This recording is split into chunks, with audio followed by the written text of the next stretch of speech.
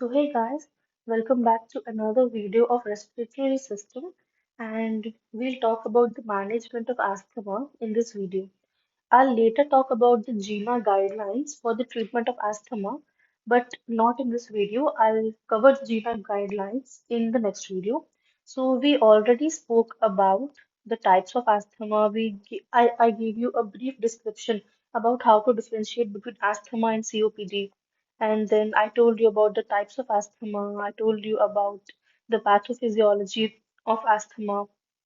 I told you about the histopathological findings in asthma, the three main histopath findings in sputum. We have Charcot-Leyden crystals, Crayola bodies, and we have Crushman spirals.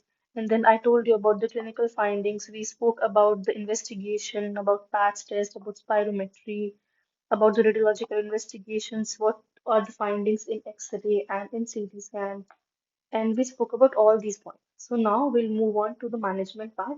So I have posted a picture here which is from our standard book of pharmacology, which is KD Tripathi, to show you briefly what are the class of drugs which we basically use for the treatment of asthma. So here we have leukotriene antagonists, we have mast cell stabilizers, we have corticosteroids in which we have systemic and inhalational, we have anti-IgE antibodies, we have bronchodilators. Here we again have anticholinergics, we have methylxanthines, and we have beta-2 sympathomimetics. So let us start this topic. So, how can a person avoid an attack of asthma? The basic thing what a person can do is use a mask and avoid an exposure. If the person is allergic to some of the conditions like pollen grains, etc., so the person can use a mask and avoid an exposure, a simple thing that the person can do. So, I'll move on to the drugs used for prophylaxis, some of the drugs used for prophylaxis of asthma. So, the first thing here is that we have monoclonal antibodies. So, which monoclonal antibodies we have? We have a monoclonal antibody which acts against IgE, a monoclonal antibody which acts against IgE, and a monoclonal antibody which acts against interleukin 5. So, what are the names of these drugs? The monoclonal antibody which acts against IgE is omalizumab. We have omalizumab, and the drug against interleukin 5, we have two drugs. We have mepolizumab,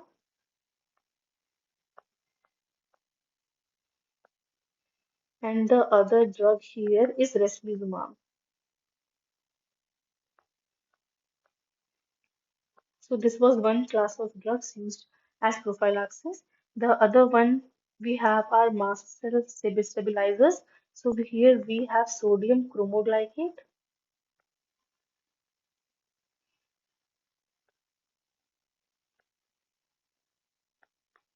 which actually, now what does a mast cell stabilizer actually do? It prevents the release of histamine. It does not allow the release of histamine.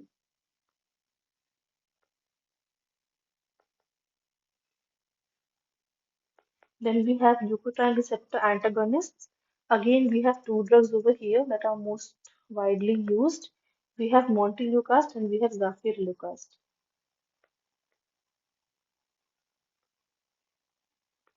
And we have zafirlukast.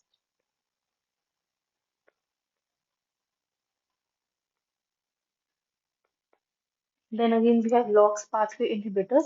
When I'll discuss the pharmacological series, then I'll explain you everything about the LOX pathway, about the FOX pathway. Now, what are the side effects of these drugs? I'll discuss everything to you, but for now, just remember that these are the drugs we basically use. So, for LOX pathway inhibitor, we have a drug which inhibits the lipooxygenase enzyme, and the drug here is dilutin. It inhibits the lipooxygenase enzyme. And then again, we have another group of drugs, which are our antihistaminic drugs. We have cetirizine over here, we have terfenadine, we have estimazole. So I'll write it over here. We have cetirizine,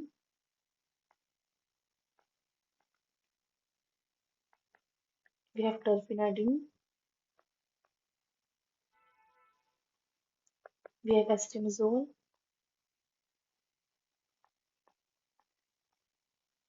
तो ये कुछ drugs थे जो हम basically prophylaxis के लिए use करते हैं।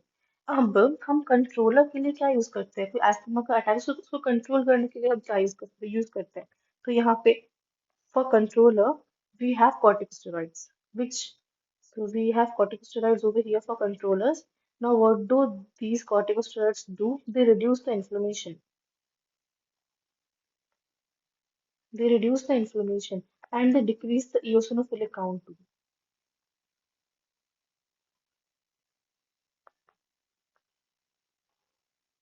Which further इन दो चीजों के कारण जो सिवियरिटी होती है ना अटैक्स की, और जो अटैक्स की फ्रीक्वेंसी होती है वो कम हो जाती है।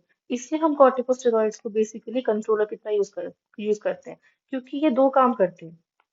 ये दो काम करते हैं। ये तो एक तो रिड्यूस करते हैं सिवियरिटी, ये यहाँ पे ये रिड्यूस करते हैं सिवियरिटी को, they reduce the severity and they decrease the frequency of attacks.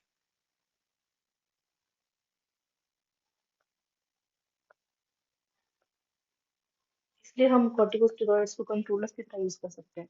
और अब इन ड्रग्स को यूज करने के लिए हमारे पास डिफरेंट मोड्स हैं। हमारे पास इनहेलेशनल रूट है, हमारे पास ओरल रूट है, हमारे पास आईवी रूट है।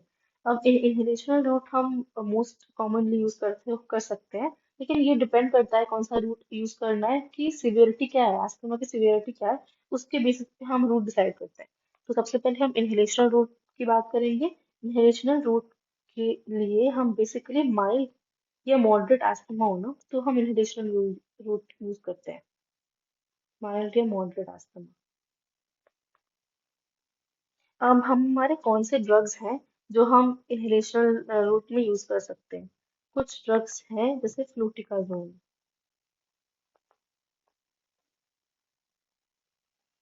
ब्यूडिसोनाइड।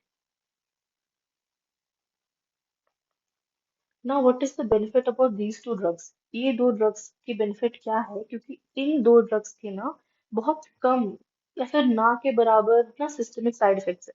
इसलिए इन दो ड्रग्स के ना के बराबर सिस्टमिक साइड इफेक्ट्स हैं, इसलिए हम ये दो ड्रग्स को बेसिकली यूज करते हैं। ठीक है, तो मैं लिख देती हूँ, लिटिल और नो सिस्टमिक साइड इफेक्ट्स।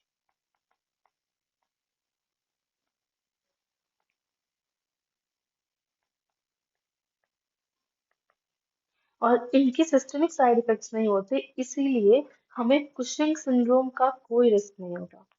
ये बहुत इंपॉर्टेंट पॉइंट है, क्योंकि इनके सिस्टमिक साइड इफेक्ट्स नहीं होते, इसी कारण कुशिंग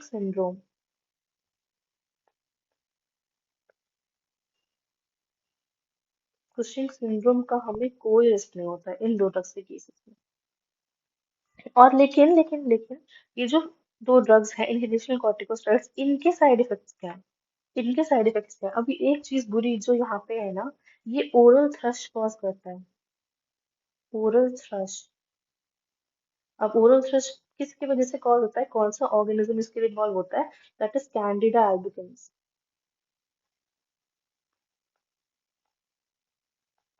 ये एक फंगस है, कैंडिडा एल्बिकस। मतलब ना वाइट हो जाता है हमारा जो टंग होती है, मतलब थ्रोट का एरिया होता है वो वाइट हो जाता है इस फंगस के कारण। इसको हम ओरल थ्रश बोलते हैं। तो ये कॉज हो सकता है as a side effect of these two drugs. लेकिन हम इसको प्रिवेंट भी तो कर सकते हैं ना। हम कैसे प्रिवेंट करेंगे ये ओरल थ्रश की कॉज होने के लिए? हम कर सकते हैं गार्गल, या फिर अपने माउथ माउथ को रिंस कर सकते हैं। कोई भी इनहेलेशनल कॉर्टिकोस्टेरॉइड यूज करने के बाद माउथ को गार्गल या रिंस कर सकते हैं। ऐसा करेंगे तो ये कैनेडा एल्बिकन्स नहीं बैठेगा और उसका कॉज नहीं होगा। और समझो किसी पेशेंट को हो गया, ठीक है, उसने प्रिवेंशन नहीं लिया और उसको ओरल थ्रश हो गया, हम ट्रीटमेंट क्या देंगे? ओरल थ्रश की ट्रीटमेंट हम क्या दे सकते हैं यहाँ पे? इसकी ट्रीटमेंट में हमारे पास ड्रग्स हैं, वी हैव क्लोट्रिमैक्सोल। हमारे पास निस्टैटिन भी है, लेकिन हम क्लोट्रिमैक्सोल बेसिकली ज्यादातर यूज करते हैं निस्टैटिन के ऊपर। अच्छा, अब एक पॉइंट यहाँ पे मैं आपको बताना भूल गई। जो हम इनहेलेशनल कॉर्टिकोस्टेरॉइड्स देते हैं ना, उनके लिए हम लोग मीटर डोज इनहेलर्स यूज करते हैं।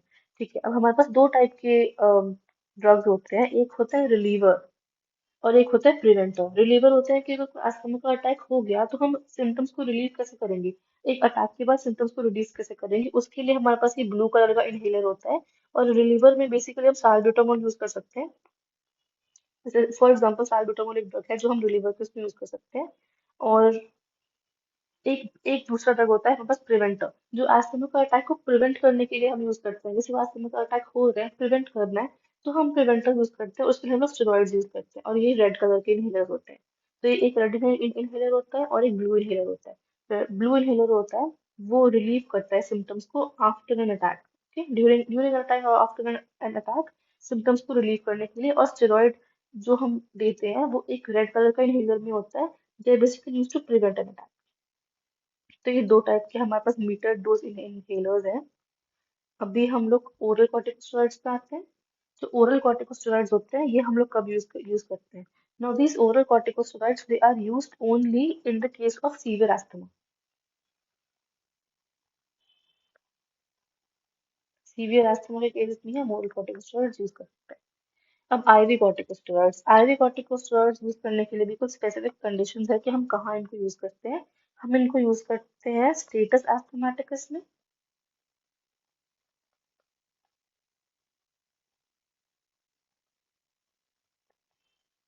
अब ये स्टेटस एस्थमाटिक्स क्या होता है कि एक सीवियर फॉर्म है एस्थमा का। इसके ऊपर मैं एक सेपरेट वीडियो बनाऊंगी कि इसकी ट्रीटमेंट क्या होती है। इसकी ट्रीटमेंट स्टेटस एस्थमाटिक्स के कॉजेस क्या होते हैं, उसकी स्पायरोमेट्री में हमें लेवल क्या रहेगा, सब कुछ मैं आपको बताऊंगी, लेकिन वो एक सेपरेट वीडियो में होगा। अभी के लिए आप इतना जानिए कि स्टेटस एस्थमाटिक्स एक सीवियर फॉर्म है। तो एक कंडीशन जहाँ पे हम आईवी कॉर्टिकोस्टेरॉइड यूज करते हैं वो स्टेटस एस्थमाटिकस, मिनिमम ब्रीथिंग,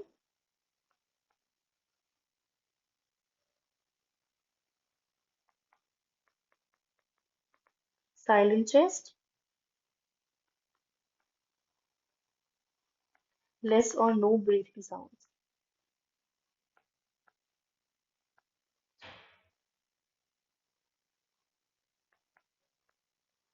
अभी ये फोर कंडीशंस के लिए ट्रीटमेंट मैं आपको ब्रीफली बता देती हूँ। और स्टेटस एस्थमाटिक्स के बारे में डीपली हम एक सेपरेट वीडियो में बात करेंगे। तो जो ब्रीफली ट्रीटमेंट यहाँ पे हम दे सकते हैं, ब्रीफली मैं आपको बताती हूँ। तो हम देंगे यहाँ पे आईवी हाइड्रोकोर्टिसोन। हम आईवी हाइड्रोकोर्टिसोन भी दे सकते हैं या फिर हम थियोफाइलिन भी दे सकते हैं। अब ये थियोफाइलिन के बारे में एक बहुत मतलब एक बहुत अच्छा पॉइंट ये है कि ये टी से डिराइव होता है, this is derive from T.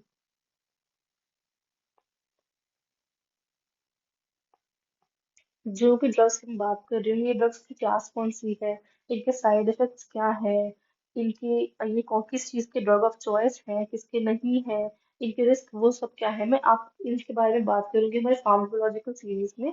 फिलहाल आप ये जानिए कि इनकी ट्रीटमेंट में एक्चुअली ड्रग्स देते कौन से हैं। तो ट्रीटमेंट में हम आईवी हाइड्रोकॉर्टिसोन देंगे, थियोफाइलिन हम दे सकते हैं। हम सबक्यूटेनियस टर्बिट्रिन भी दे सकते हैं।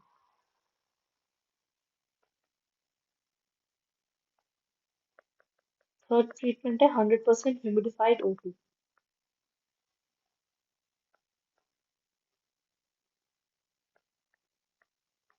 उसके बाद हम लोग सैलब्यूटामॉल या फिर इप्राट्रोपियम दे सकते हैं बाय नेबुलाइजेशन।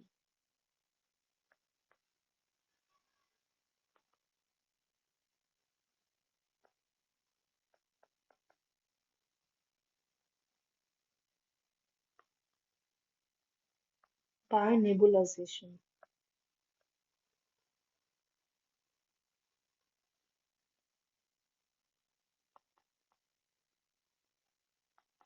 तो ये फोर ट्रीटमेंट क्राइटेरिया हो सकता है।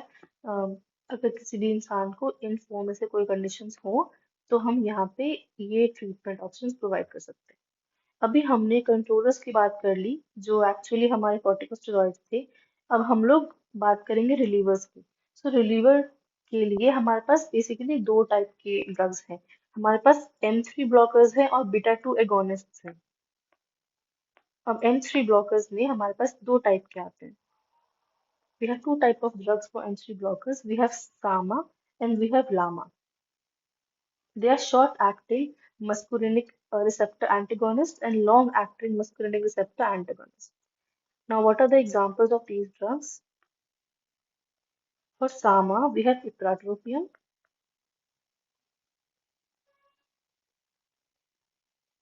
and for LAMA, we have tiotropium.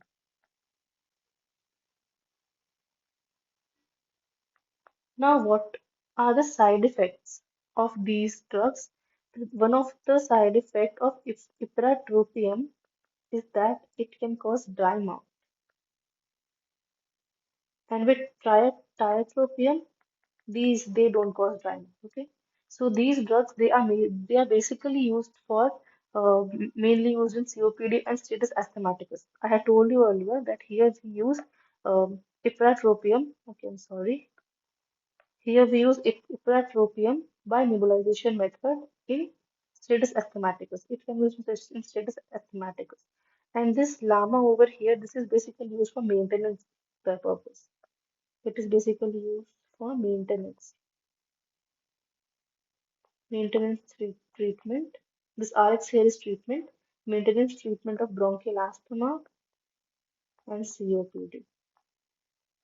And this is basically used for treatment of COPD or status asthmaticus.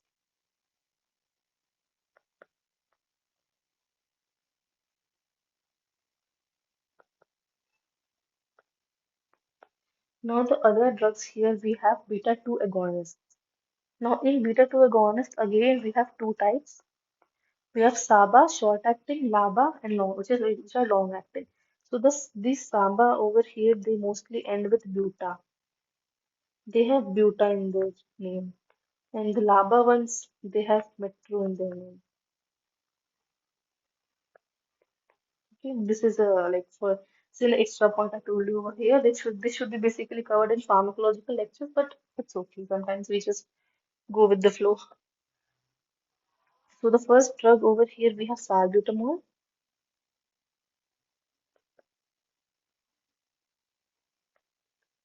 and the other drug over here, highlighted over here, with downwards, we have terbutaline.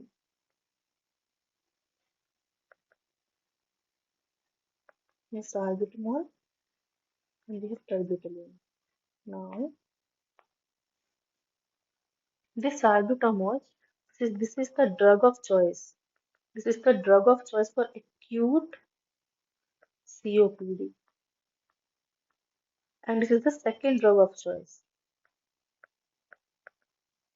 for acute bronchial asthma.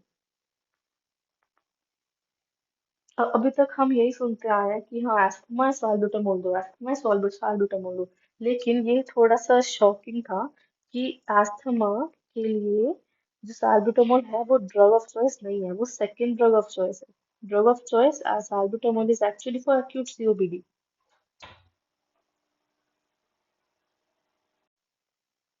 So let us now go to our LABA, long-acting beta agonists. Here we have salmeterol,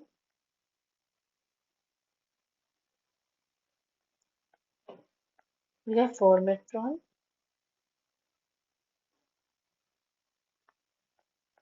we have performoterol,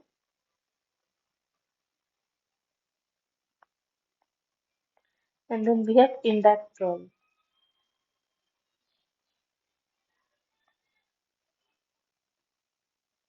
Now, these two drugs over here, these two, formoterol and arformoterol, these are fast acting. And this indactrol, this is the longest acting.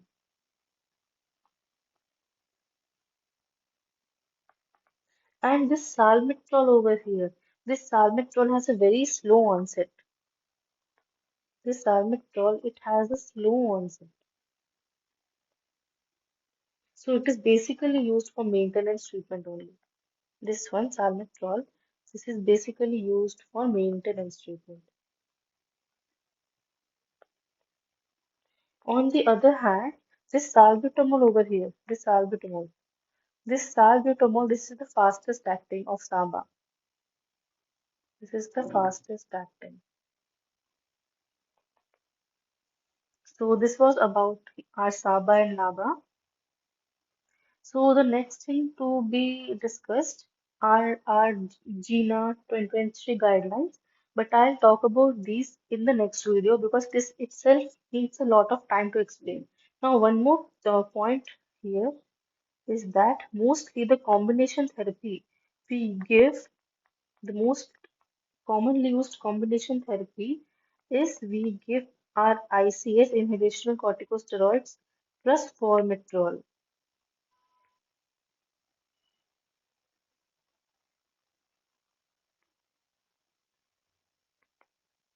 This is most commonly used combo therapy.